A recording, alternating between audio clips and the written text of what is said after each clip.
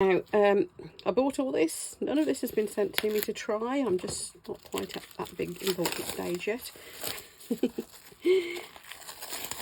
Look at that. Story of these moulds goes that I've gotten so well with this one, which was my first purchase, along with some other little bits and pieces from Juliart Studio. I was that impressed that I thought, you know what, I'm going to go crazy. So I put in a nice big order for these, and they are fabulous. I think they're handmade. They've certainly got that handmade feel to them. Look, aren't they lovely? And it's lovely soft silicone, which is what you want for your resin crafts, isn't it? They're all nicely packaged up. And here's the cling film. Mini cluster. I only got this one because it said mini on it. I'm glad I did now though. Now what I'm going to do with these, I just want to put a colour in the mould just to see what they're like. That's all. I'm not going to use those fancy stuff. I mean, can you imagine what they're going to look like with this on the back of them? Look at that. Isn't it gorgeous? Oof. But I want to see what they look like first, because these are going to be very precious. I'm going to be using little bits for jewellery and all sorts, because they are only small pieces, so I'm going to be very careful with those. So yeah, beautiful crystal moulds. I shan't worry about my original because we've seen that enough. And the other thing I've got is this little holographic paw print. So if I've got some resin left over from doing these, then that is what I shall do with it. Right, I'm just going to get all PPE'd up, and we'll test these moulds out. Let's see how they go. Right, got some resin mixed up. Still stirring away here. Yes, this is a pint glass I've rescued from an event that was going to, it had a pint of something in it. Brought a load home, washed them, made the back of my other half's van stink of beer. Anyway, here we go. Now, I know not everybody's got one of these airless machines like I have and absolutely love, but you might have concerns about bubbles. What I would say is if you use a really good resin, with this resin it's good and it doesn't get too bubbly despite my frantic stirring, but just taking your time with it, you probably won't need to use a debubbling machine. They are expensive, they are wonderful, I wouldn't be without mine, but you know, there's a cheap solution is, if you don't want to go as far as getting one of those, is just stir a bit more slowly, as I've done here. As you can see, there's very few bubbles. A good resin, it degasses itself anyway, so nothing to worry about. What I will do is spray these moulds with a little bit of silicone release spray. I don't know how much difference it makes, it just protects them a little bit. Can you just see this one from many uses? It's starting to go a little bit white. It's a little bit harder to demold. You get like a crackle noise as you demold it. It's still fine, it's still producing lovely sparkly crystals, but I'm just wondering if, you know, being a bit more vigilant about using the silicone release spray might protect them a little bit more. So I shall be using that. Give that one a spray as well. There you go, just a tiny little bit, quick mist over, just helps to protect them, which is why I'm getting such a good long life out of these. People say, you know, spraying alcohol in them dries them out. I have done a few times with this one, but I must have used this, oh crikey, I must have used that 100 times. I wouldn't be surprised, so I'm not too concerned. Right, now I'm going to put into my resin. Let's put these out of the way a minute. I say I don't want to go too crazy with what I put in it, because I want to have a look. I'm looking more at the mould really than anything. Now this is a little resin die that came from Let's Resin, and it came with their pack of their fast cure resin, which I'm getting on very well with, and they sent me this little pack with it. Ooh, maybe I needed to make a bigger hole. It doesn't want to come out.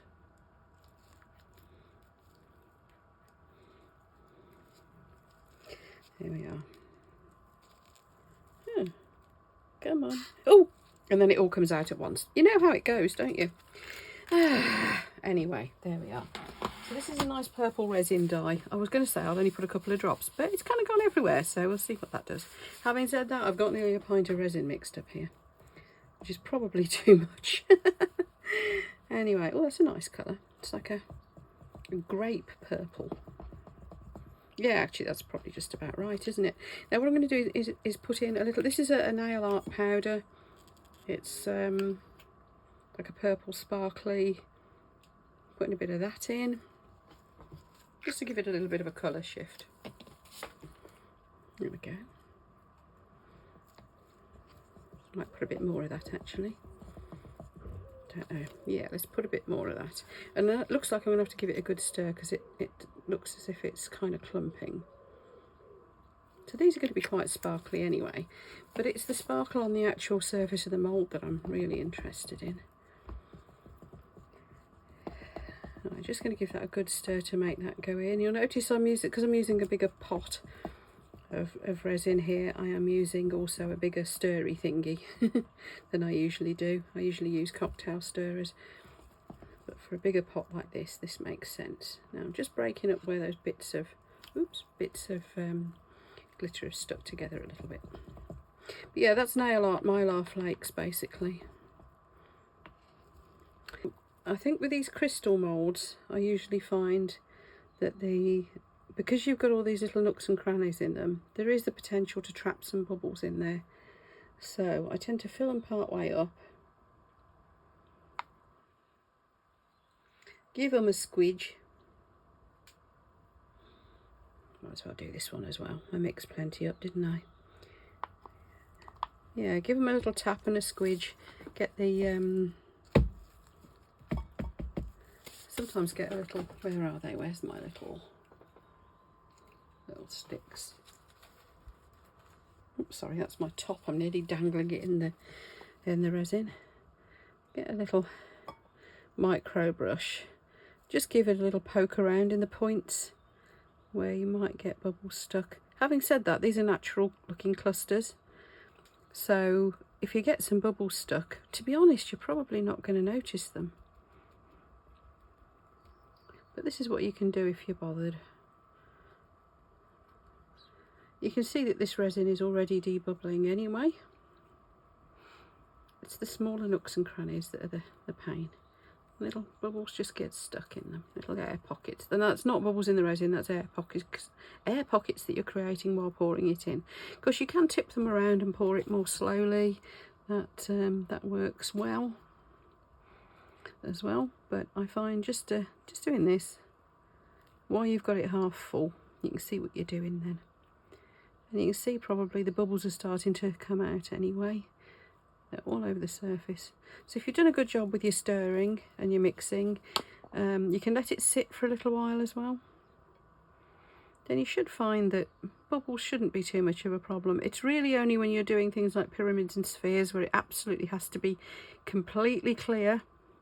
Shallower pours you shouldn't have a problem with anyway, but deeper pours like that where you need it to be totally crystal clear, that's where it's more of a concern, and that's when I tend to use my resin as airless.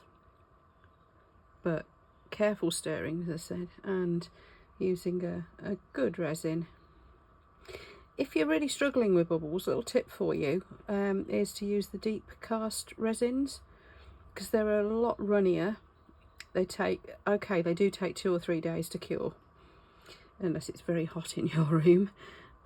So you have to be a bit more patient, but because they're a much lower viscosity, the bubbles really, put too much in that one, haven't I?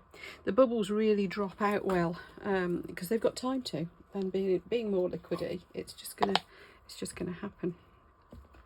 Right, put a bit too much in that one, so let's spoon a little bit out, and I'm going to put it into the paw print. Let's do the paw print.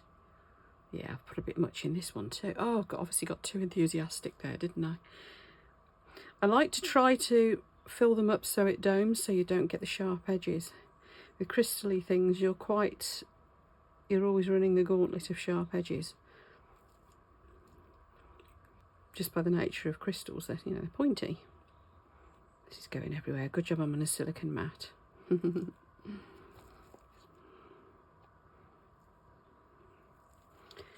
That's better. They're dropping down now. So yeah, this is how to use crystal moulds, and I am fully expecting to be blown away with these, like I was with the first one I got. I've also got some of the little inlays, the the holographic inlays to put on the back of them. I got that with my first order, so I've had them for a few months, and I have shown those in my videos already, so I won't be showing them again this time. Really, this one is more about looking at the quality of the moulds and how sparkly they go. I love my sparkle. Right, okay, I've got a little bit left here, so I'm going to stick that into a random spare mould, because you can never have things go to waste. I know, there's me hearts. Random hearts are always good, aren't they? Let's fill up some hearts, and I will see you for the demould. Okay, demould time. I've already demoulded my original one. As you can see, after many uses, that one is still going strong. And I demoulded the little paw print. Look at the holographics on that. That'd be really nice if it was on a darker colour, wouldn't it? Anyway, there we go. Right, let's start with the small one first, shall we? So this is the one marked mini cluster. The noise these make when you unmould them.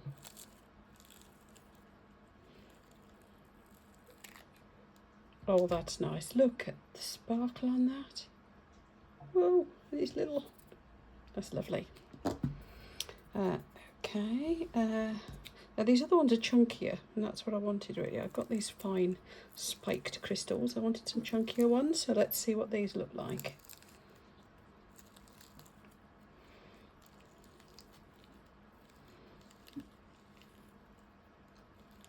A bit harder to get out as a result.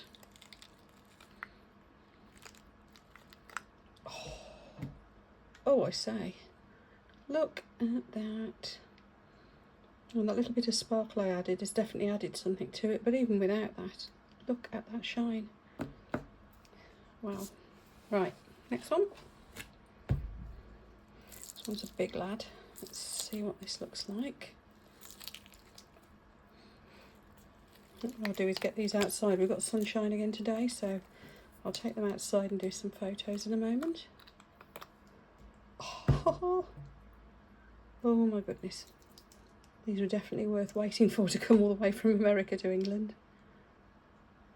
Fantastic.